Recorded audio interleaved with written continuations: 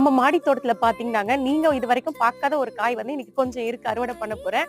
ஆனா சேனல் ஆரம்பிக்கிறதுக்கு முன்னாடிலாம் நாங்க இத போட்டுருக்கோம். அதுக்கப்புறம் அது ஏன்னு தெரியல போடாம விட்டுட்டோம். அது என்னன்னு பார்க்கறதுக்கு முன்னாடி பாத்தீங்கன்னாங்க, ஆல்ரெடி 1 மந்த் முன்னாடி ஒரு ஷார்ட்ஸ் வீடியோ போட்டிருந்தேன். அதுல வந்து பாத்தீங்கன்னா, நேத்ரா ஸ்கூல்ல காம்படிஷன் இருக்கு.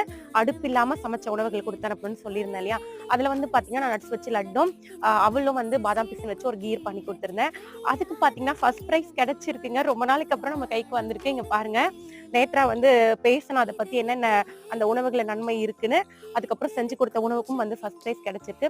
ரொம்ப ரொம்ப சந்தோஷமா இருக்கு. ஏன்னா நான் படிக்கும்போது வாங்காதத என் பொண்ணு வாங்கியிருக்காங்கிறதுனால. என்ன காய்ன்னு பார்த்தீங்கன்னாங்க, பீன்ஸ் தாங்க. இங்க பாருங்க. கொஞ்சம் வந்து காய்கள் வந்து காய்க்க ஆரம்பித்து விட்டன.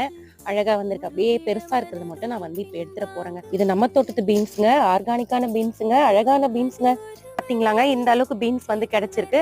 இத வச்சு பாத்தீங்கன்னா, நான் வெஜிடபிள் குருமா இல்ல வெஜிடபிள் ரைஸ் பண்ணுவேன். Happy gardening. Thank you.